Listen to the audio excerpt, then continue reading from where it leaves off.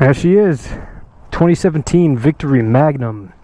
The upgraded cams over the other bikes that Victory makes. It's got the 106 cubic inch motor still, but it's claimed to be half a second faster 0 to 60. This thing is huge. It's apparently a lot of fun to ride.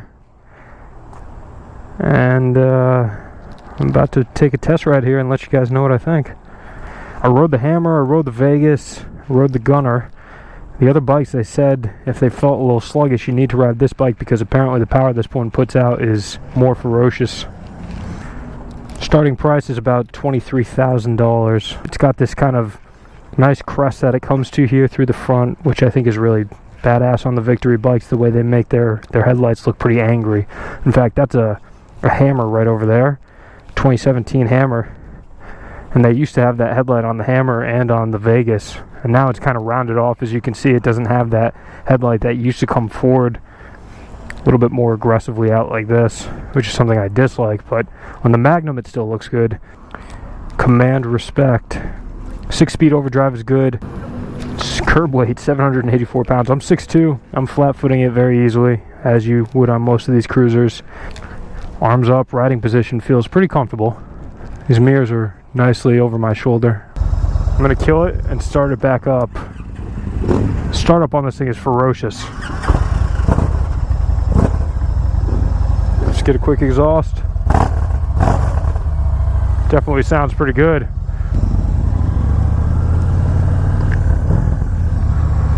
All right. What the fuck?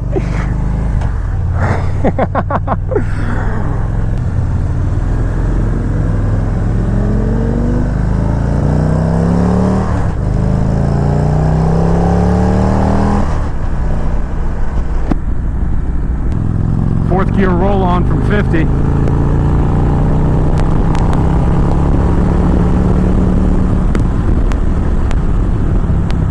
So exhaust note sounds great. Seating position, very comfortable for somebody my size. Plenty of legroom, plenty of footrest room. I'm even gonna put my foot a little further forward. Nah, that feels too weird. Now, for a bike this big, I still feel like I can move it a bit. Got a lot going on. This one's got the full tack. I've got fuel tack. There's a stereo control here on the left side. All right, cruise control. Let's try that out. I've never used that before. I'm gonna hit the on button here, and then I think I'm gonna hit at 70. I'll hit set. Hand off. Little green light telling me I'm cruising. And now, how do I turn that off? Do I hit? Nope. Oh, you just tap the brake once. Okay. I don't know if it's faster, but it feels like it's got a bit more guts than the Hammer and the Vegas.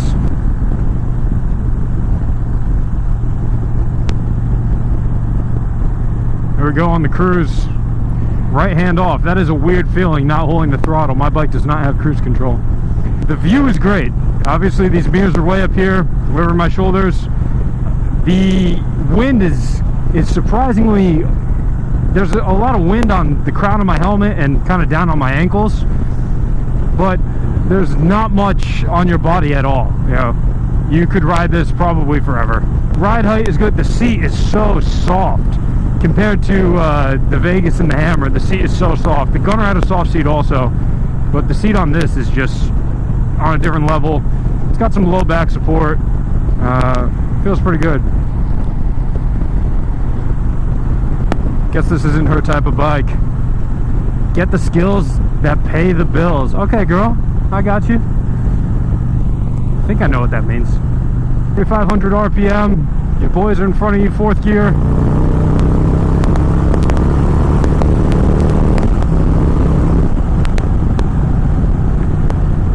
For a big bike like this, it'll go. And I mean, the sound is good, man. The sensation is weird riding something this big. It is huge, and it still feels nimble enough where you can move it. Not totally nimble, but I mean nimble. Nice. The downshifts are nice and smooth. I like that. Let's see, rear brake. Rear brake is firm. That's good. Front brake is smooth, I'd say. It's definitely got power to it, but there's not a lot of initial bite. I don't want to touch on this thing. I definitely don't want to touch. I did not touch. And the turning signal cleared automatically, which is one of the cool features on these Victory motorcycles. Really, really like that. Man, this thing's like riding a cloud.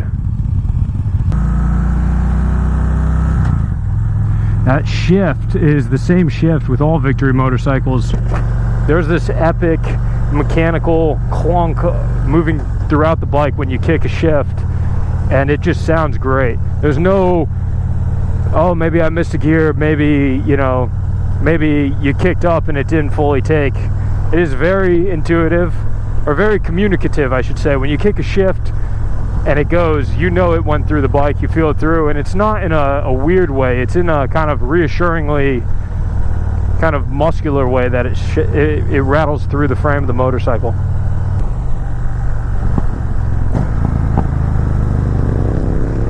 Some good backfire on those downshifts.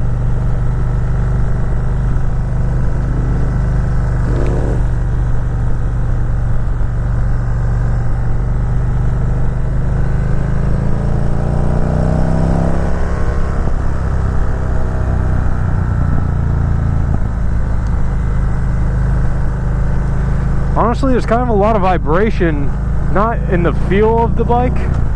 Like, it's not like the handlebars feel too much vibration, but it just sounds like, it sounds like a lot of this plastic dash and all of that is vibrating.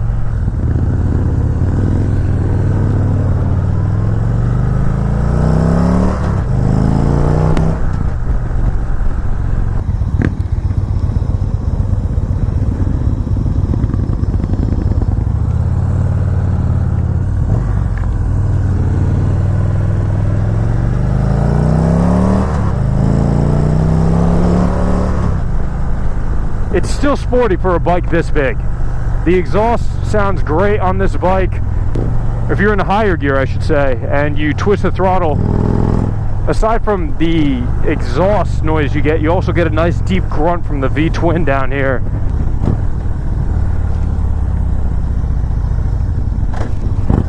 Very mechanical, that noise. I don't know if you guys could hear that just now. Nice and smooth. Surprising for a bike this big how easy it is to handle. Give it a roar. It's a good growl.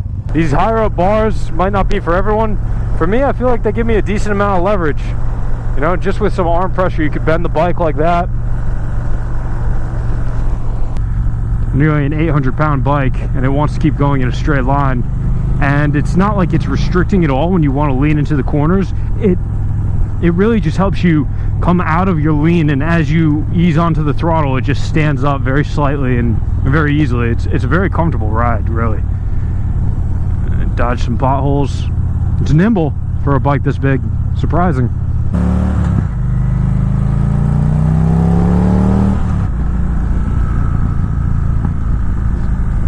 There's some nice backfire to this exhaust, which during your downshifts, during some of the engine braking, if you're running off and kind of coasting down right here, there's some good noise. I'm going to stop talking, see if you guys can hear it. It's pretty good. It's, again, more live sounding than the Hammer and the Vegas, in my opinion.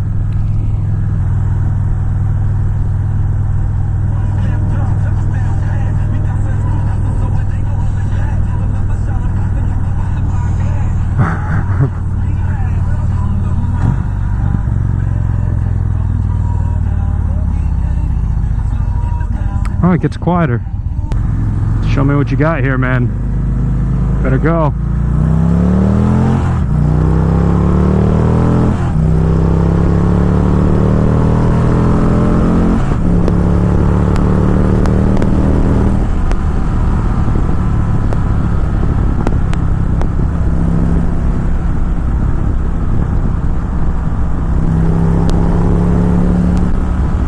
Yeah, so it's not going to rip your face off with acceleration, but it sounds good.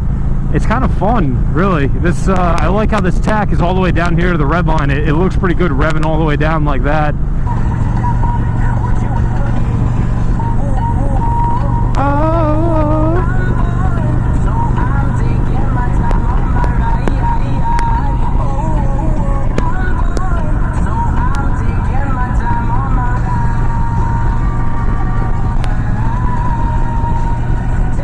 That's about half volume, which is very shocking. I mean, this is fun. If I had all the money in the world for motorcycles, I think I might get one of these. This seat is so soft. Well, let me just go back into that. I've been on the bike for nearly 20 minutes now. This seat is so soft. It's seriously like, compared to any of the other bikes, it is so much more soft. Between the seat, the stereo, this cruise control, which I'm going to tap on right now, we'll call it, yeah, right here's fine. You know, this bike is awesome. It has that nice rumble, that rolling thunder sound.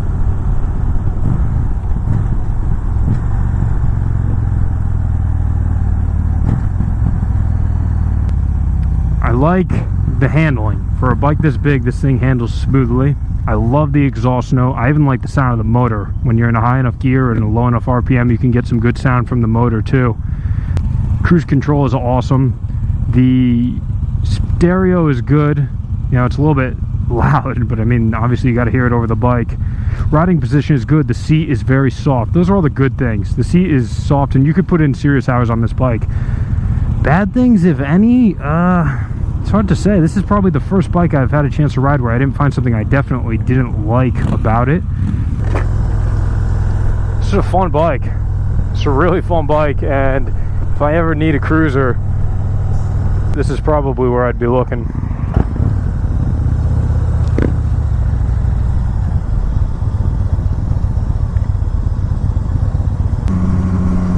What up, guys?